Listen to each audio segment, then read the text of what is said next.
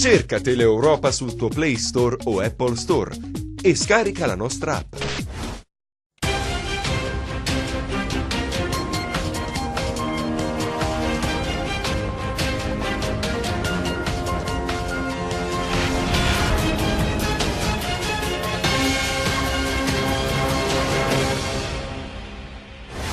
La biosuperficie di Scalea, finita nell'inchiesta Lande Desolate, resta un'infrastruttura mai completata nonostante i milioni di euro spesi, uno dei tanti esempi di spreco di cui la Calabria abbonda. I nostri municipi hanno le difese immunitarie basse per difendersi dalle infiltrazioni mafiose, lo dice il prefetto di Cosenza Paola Galeone. Il Consiglio Comunale di Cosenza ha dato mandato al sindaco di verificare se ci sono le condizioni per riaprire al traffico veicolare Viale Parco. Il ministro Toninelli ha chiuso il suo tour in Calabria nel porto di Gioia Tauro parlando dell'infrastruttura, ha detto qui si può e si deve fare di più. Anteprima rende dello spettacolo Aspettando il Natale con il coro della Missione Cristiana Evangelica che vanta mezzo secolo di storia. Buon pomeriggio dalla redazione del TG10. In apertura torniamo ad occuparci dell'inchiesta Lande Desolate coordinata dalla Direzione Distrettuale Antimafia di Catanzaro. In particolare oggi ci soffermiamo sull'aviosuperficie di Scalea, un'infrastruttura che non è stata mai completata e per la quale sono stati spesi milioni di euro. Vediamo. L'aviosuperficie di Scalea è forse il simbolo dell'attenzione che si ha in Calabria per il turismo. Era da tempo che non guadagnava la prima pagina questa infrastruttura, mai ultimata, mai utilizzata, se non per ospitare qualche piccolo aeromobile proveniente dalla Campania. Per il resto è lì, abbandonata a se stessa, e dire che doveva essere il fiore all'occhiello dell'Alto Tirreno cosentino. A più riprese si è tentato di infilare questo piccolo aeroporto tra le priorità, ma al di là dei convegni e la firma di qualche convenzione, l'ultima è di qualche anno fa, tra la provincia di Cosenza, la Camera di Commercio e il Comune di Scalea, non si è andati. Adesso torna prepotentemente d'attualità con l'inchiesta della distrettuale antimafia di Catanzaro, che prende proprio il nome da ciò che gli investigatori si sono trovati davanti agli occhi osservando l'aviosuperficie, una landa deserta. Nonostante i soldi pubblici spesi per progetti e affidamento dei lavori alla ditta Barbieri, niente, come ben documentato nelle carte dell'inchiesta che, va sempre ricordato, sostengono l'ipotesi d'accusa da dimostrare in fase processuale, ma al di là del lavoro della magistratura resta l'amarezza per ciò che questa infrastruttura avrebbe dovuto rappresentare per l'impresa turistica di quest'area, che ancora una volta impatta con la triste e desolante realtà del denaro speso senza ottenere nulla. È un po' la storia di questa terra sulla quale insistono tante, troppe cattedrali nel deserto. La soglia degli affidamenti diretti passa da 40.000 a 200.000 euro. I comuni potranno dunque decidere di assegnare i lavori per questi importi senza le gare d'appalto. L'ANAC avverte sui rischi di corruzione e di infiltrazioni della criminalità organizzata. I comuni sapranno fronteggiare questi rischi. Il prefetto di Cosenza ai nostri microfoni dice che gli enti locali hanno difese immunitarie basse. Vediamo. Affidamenti diretti da parte dei comuni, si cambia registro. A stabilirlo il Consiglio dei Ministri che lunedì scorso ha deciso la nuova soglia per gli appalti senza gara. Si passerà dai 40.000 euro attuali ai 200.000 euro. In sostanza i sindaci potranno deliberare le spese e procedere nell'assegnare i lavori saltando la fase della burocrazia legata alle gare d'appalto. L'idea è quella di velocizzare la realizzazione delle opere, ma il presidente dell'anticorruzione Raffaele Cantone avverte sul rischio possibile dell'aumento dei rischi di corruzione e di affari da parte della criminalità organizzata. Secondo i dati resi noti dal quotidiano La Repubblica, nel 2017 l'affidamento diretto degli enti pubblici è stato del 27%. Sempre nello stesso anno sono stati 30.617 i contratti stipulati dai comuni, di questi il 20% ad affidamento diretto. la stima per il 2019 del 70%, circa il 50% in più. La trasparenza è il tema su cui si dibatte spesso nei municipi, come conferma il prefetto Galeone ai nostri microfoni. La realtà è diversa. Noi abbiamo un organismo, ecco, un organismo io potrei definire, ecco, per comprenderci, con delle difese immunitarie molto basse. Quindi il primo spiffero, il primo freddo lo fa ammalare. In questi comuni nostri a volte si confonde, ecco, quel sottile filo tra l'ignoranza e l'illegalità, perché a volte l'essere non competenti, l'essere ignoranti fa in modo che si diventi anche illegale. Mi piace raccontare questo aneddoto perché fa comprendere. Quando il comune è stato sciolto per infiltrazione facendo un project financing di 5 milioni di euro, e gli chiesi: scusi geometra, ma lei ha fatto questo progetto? No, vabbè, io non ero in grado, me l'hanno portato e io l'ho approvato. Ecco il meccanismo perché questo aneddoto: me l'hanno portato, perché io sono ignorante, me l'hanno portato. A Gioia Tauro, lì ha chiuso il tour dei 2 giorni il ministro per le infrastrutture Danilo Toninelli, e proprio nel porto, che dovrebbe essere volano di sviluppo, nel porto di Gioia Tauro, considerato la porta del Mediterraneo, il ministro ha detto l'autorità portuale dia di più. Vediamo. Il ministro delle infrastrutture e dei trasporti ieri è stato quasi tutto il giorno nell'area portuale di Gioia Tauro per toccare con mano cosa non va con il grande malato di Calabria. Tante potenzialità inespresse sostengono che stanno portando gradualmente il porto ad un calo costante delle movimentazioni di container registrate mese per mese, a un calo dell'occupazione e a una ZES promessa in pompa magna ma mai concretizzata e partita. Ciliegina sulla torta e infine un gestore MCT, Med Center Container Terminal, un gruppo privato a trazione tedesca che invece di investire sullo scalo come promesso fa orecchie da mercante, ma qui il ministro è stato perentorio. 1 mese di tempo, poi leverà le concessioni alla multinazionale guidata tra gli altri dall'armatore Gianluigi Aponte. La visita di Danilo Toninelli è stata tutto questo: capire e rendersi conto di quanto sta accadendo. Dopo l'incontro con le istituzioni, i giornalisti e l'equipaggio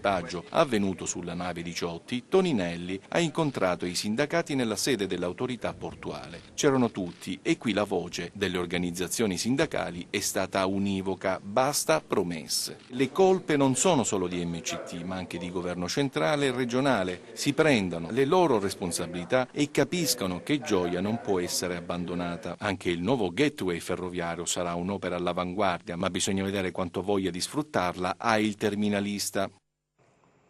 A Cosenza adesso, dove il Consiglio Comunale, come vi abbiamo anticipato nel corso delle nostre edizioni serali proprio ieri sera, ha dato mandato al sindaco di verificare se ci sono le condizioni per riaprire Viale Parco, quindi il Viale Parco potrebbe riaprire. Vedo in diretta Anna Franchino. Allora Anna.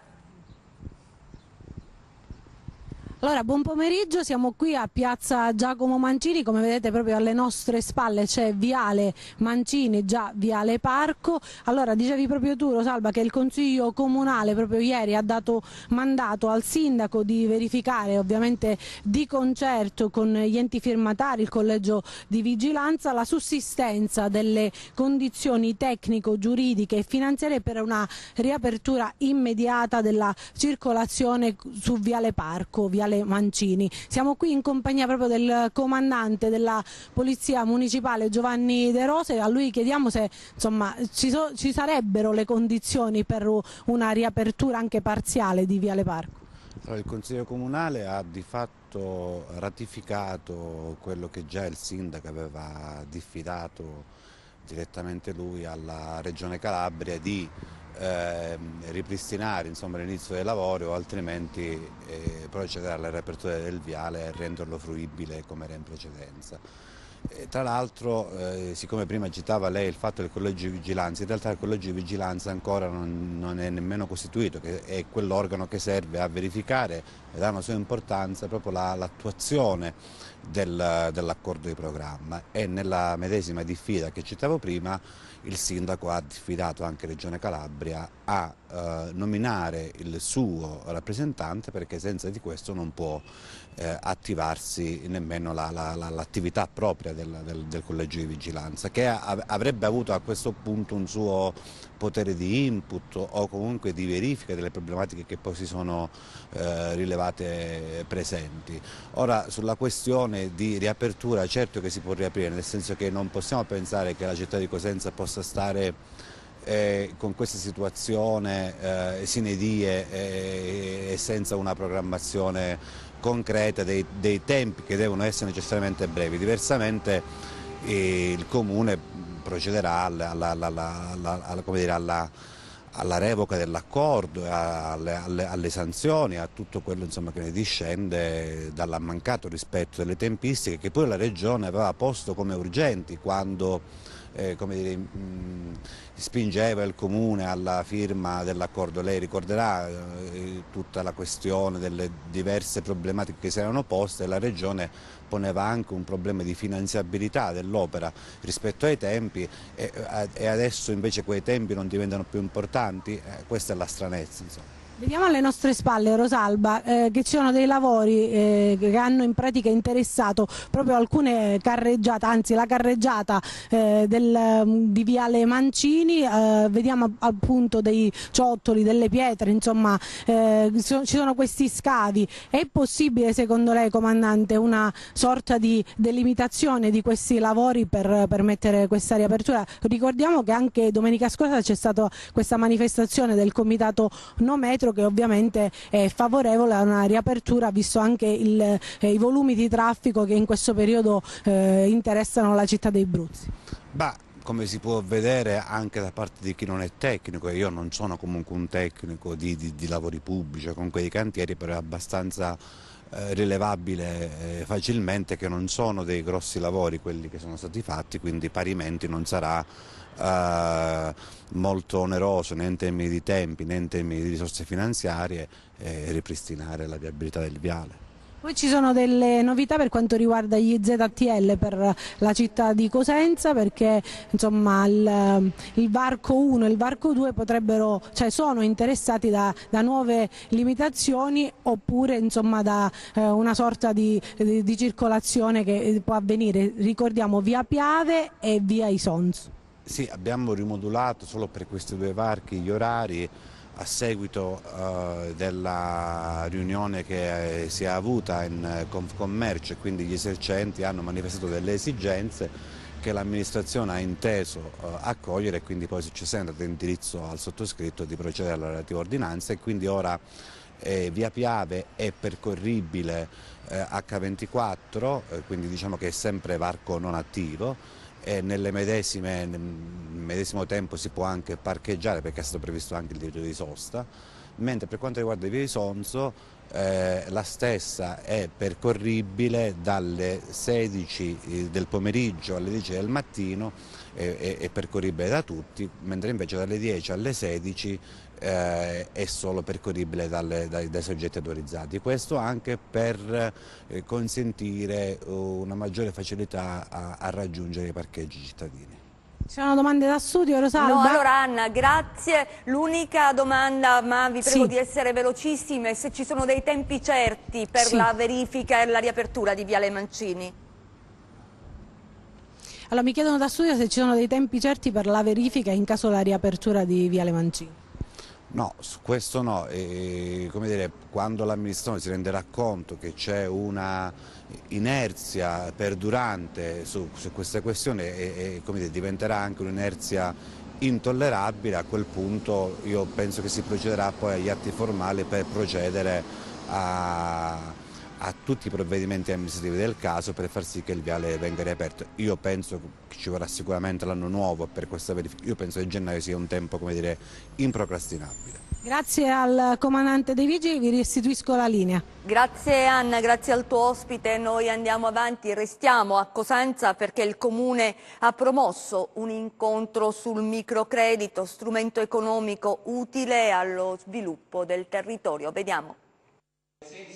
Il microcredito come strumento di welfare sostenibile e di inclusione finanziaria e sociale per lo sviluppo del territorio.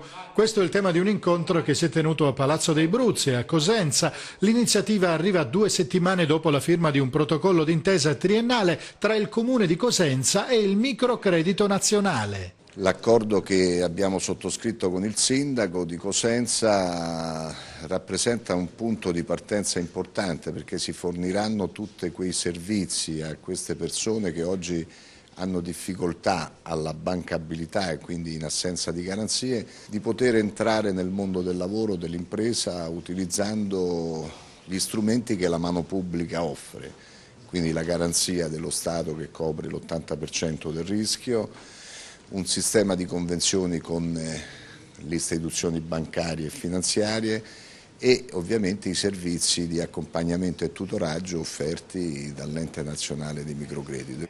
L'accesso al microcredito è uno strumento indispensabile non solo per sostenere l'occupazione, ma anche per contrastare la povertà e il disagio sociale. Noi pensiamo che sia fondamentale per la città di Cosenza fare delle azioni che possano renderla più competitiva. Per competitività intendo aumentare la qualità della vita e creare anche i presupposti perché la ricchezza possa essere implementata. È stato inoltre significativo il contributo del consigliere comunale Andrea Falbo, delegato alle strategie attive per il lavoro, che nei mesi scorsi ha dato vita presso gli uffici comunali del centro I Due Fiumi ad uno sportello sviluppo e lavoro. Quelle persone che sono escluse dal sistema bancario tradizionale ma che hanno delle idee imprenditoriali importanti, hanno la possibilità di accedere attraverso dei tutor a delle risorse finanziarie e a una serie di servizi ausiliari straordinariamente significativi per la nostra città.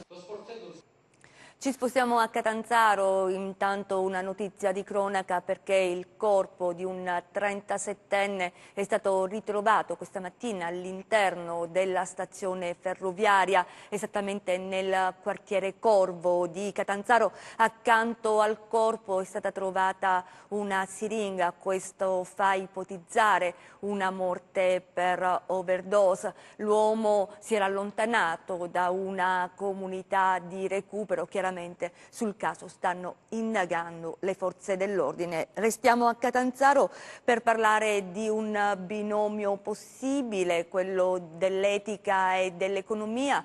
La domanda se l'è posta Banca Italia, vediamo quali le risposte. L'economia è più conveniente se etica è ancora il sostantivo che è sinonimo di comportamenti giusti dinanzi alle categorie del bene e del male che rimanda alla filosofia, può tradursi in azione concreta, soprattutto in un settore quale quello economico in cui a prevalere sono interessi legati al flusso del denaro. Banca Italia a Catanzaro si è posta il problema e lo ha fatto non semplificando ma in controtendenza, riflettendo alla presenza di Monsignor Vincenzo Bertolone. I valori, altra domanda, sono fuori moda, si può applicarli anche ad un settore spesso considerato senz'anima, quale quello della finanza? La risposta è nel riconoscere e neutralizzare quelli che genericamente vengono chiamati vincoli e che creano le distorsioni del sistema. Queste distorsioni sono dovute anche, e possiamo dire anche soprattutto, alla presenza di quella che è l'economia illegale, la criminalità organizzata, la corruzione, l'evasione fiscale, tutto ciò che distorce appunto il normale gioco dell'economia e che comporta delle perdite per le potenzialità di crescita di un paese, delle vere e proprie mancanze, delle perdite, delle lacune, possiamo dire delle deprivazioni di possibilità di crescita, di reddito, di possibilità di costruire per le nuove generazioni un futuro che sia all'altezza delle proprie aspirazioni e solo di quello. I carabinieri forestali a Vibo per la tutela dell'ambiente, non soltanto per questo, ma anche per rafforzare le attività dell'Arma. Vediamo. Una costante attività preventiva, un'azione più incisiva a livello territoriale. Il nuovo Corpo Forestale dei Carabinieri va acquisendo con il passare del tempo sempre maggiore evidenza nei settori tipici della propria competenza. Nel territorio provinciale di Vibo Valentia il compito è stato poi facilitato anche perché avviato attraverso quel patrimonio di competenze che il comando di Mongiana aveva acquisito negli anni passati, annoverandosi certamente tra le eccellenze nel proprio specifico ambito. Incontrando i giornalisti, il comandante provinciale dei Carabinieri Forestali ha voluto evidenziare i buoni risultati sin qui ottenuti, anche grazie all'azione sinergica con i diversi reparti dell'Arma, la cui azione comune ha permesso di dispiegarne tutte le potenzialità. Il dato che emerge è che sostanzialmente l'attività preventiva si è mantenuta costante come negli anni scorsi. Quello che si differenzia, diciamo, è il dato relativo all'attività repressiva, dove per numero di arresti, di sanzioni amministrative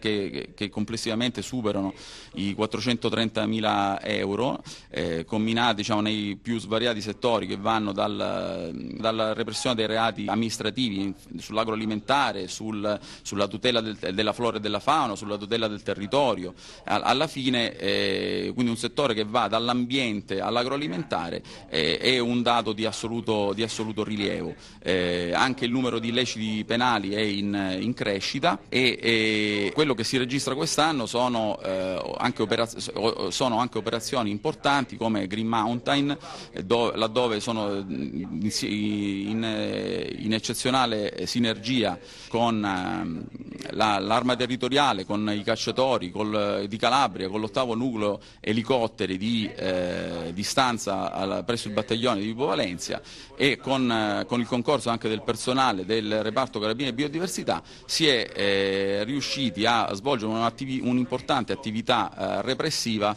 nei riguardi della coltivazione, del fenomeno della coltivazione della canapa indiana, e quindi è un'attività in crescita la nostra, che sarà ancora più affinata l'anno prossimo man mano che queste sinergie, diciamo, con l'Arma Territoriale e le relative specialità andranno sempre più a rendersi efficaci. A Lamezia Terme un 53enne finito agli arresti domiciliari per stalking, atti persecutori. Questa è l'accusa precisa nei confronti di una donna. Pensate, la vittima era vessata da più di 10 anni. Ora alleggeriamo un po' il tono con la pagina degli spettacoli. Grande successo a Crotone per lo spettacolo Esmeralda alla Corte dei Miracoli, l'evento di beneficenza organizzato dal Comitato Donne di Cutro e dall'ambasciatore UNICEF Michele Affidato. Vediamo. Ha riscosso grande successo l'iniziativa di beneficenza fortemente voluta dal Comitato Donne di Cutro e dall'ambasciatore UNICEF Michele Affidato, una raccolta fondi per i bambini dello Yemen, e grazie alla generosità degli spettatori crotonesi e non solo, che al Teatro Apollo hanno assistito allo spettacolo Esmeralda alla Corte dei Miracoli, ispirato al noto Notre Dame de Paris. La storia di Esmeralda e di Quasimodo ha emozionato tutti i presenti grazie ad un cast eccezionale che ha tenuto con il fiato sospeso il pubblico. Interpretazioni intense, appassionate, esclusivamente dal vivo per un evento i cui proventi daranno speranza ai bambini vittime delle guerre, della malnutrizione e che non hanno accesso all'istruzione. Come sappiamo, nello Yemen c'è questa guerra che ad oggi ha fatto circa 6.000 vittime, 6.000 bambini che sono morti per la guerra, vittime anche del colera, della malnutrizione, per cui ecco, noi non è che con questo spettacolo risolveremo il problema, però goccia dopo goccia credo che riusciremo anche noi a dare una piccola speranza a questi bambini. Regalare un piccolo sorriso ai bambini che vivono una particolare situazione di bisogno, dando una possibilità anche agli artisti locali che possono esprimere così il loro talento. Nella pausa dello spettacolo consegnati 3 riconoscimenti a chi lavora e si spende per l'UNICEF, portando in giro per il mondo, in particolare per la Calabria, un messaggio di pace e di speranza.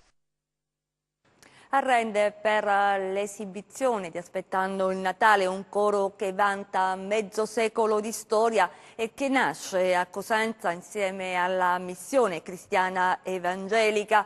Al Museo del Presente di Rende è stata presentata un'anteprima dello spettacolo gratuito che è in programma al Teatro Morelli proprio della città dei Bruzzi. Vediamo.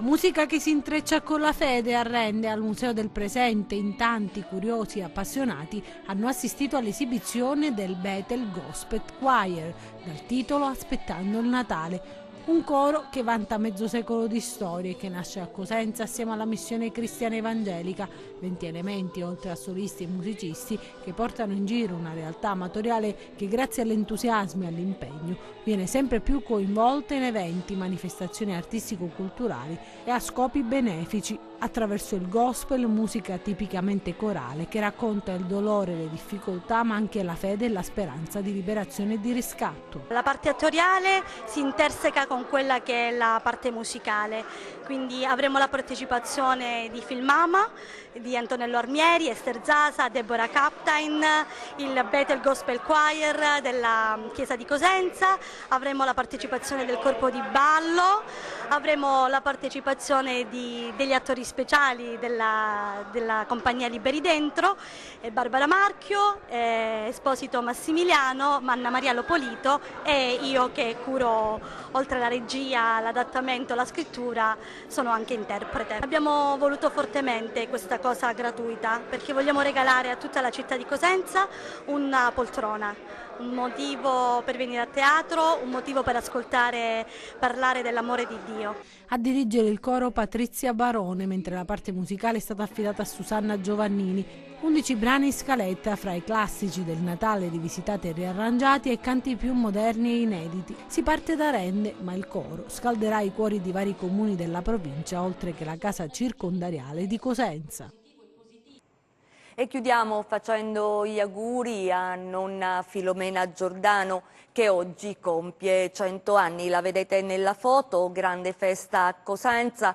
Attorno a lei la famiglia che è cresciuta. La signora Filomena ha avuto 4 figlie, oggi è nonna di 9 nipoti ed è bisnonna di 10 pronipoti. Una donna silenziosa e forte, così la descrivono parenti e amici. Un solo amore, il marito Eugenio, con cui è stata sposata per 63 anni, casalinga per scelta, si è presa cura della casa, non si è risparmiata lavorando la terra e fino a qualche anno fa si è fatta il bucato da sola. Una vita insomma faticosa ma serena, il suo sorriso è un esempio per tutti. Anche il sindaco della città dei Bruzzi presente appunto a questa festa di compleanno. Ancora gli auguri a nonna Filomena e ora le previsioni del tempo.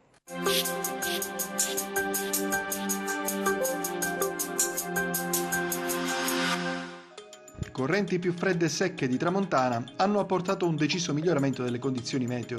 Anche nelle prossime ore c'è da attendersi un tempo stabile, salvo qualche passaggio nuvoloso collegato ad una nuova perturbazione che comunque interesserà esclusivamente il centro-nord della nostra penisola. Diamo uno sguardo al tempo previsto sulla Calabria per le prossime ore. Oggi sereno poco nuvoloso ovunque, freddo al mattino con possibili gelate nelle zone interne. Domani ampi spazi soleggiati alternati a passaggi di nubi medio-alte, ma senza fenomeni. Temperature in lieve rialzo. Analizziamo lo stato di mari e venti. Oggi venti deboli o localmente calmi con moto ondoso in attenuazione. Domani mari poco mossi o mossi, salvo il golfo di Corigliano, che risulterà calmo con venti deboli dai quadranti settentrionali. Prima di salutarci vi ricordo il nostro sito web www.meteoincalabria.it e la nostra pagina Facebook Meteo in Calabria.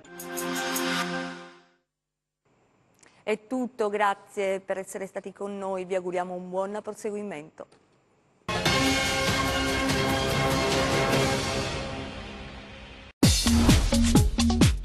Cerca Teleeuropa sul tuo Play Store o Apple Store e scarica la nostra app.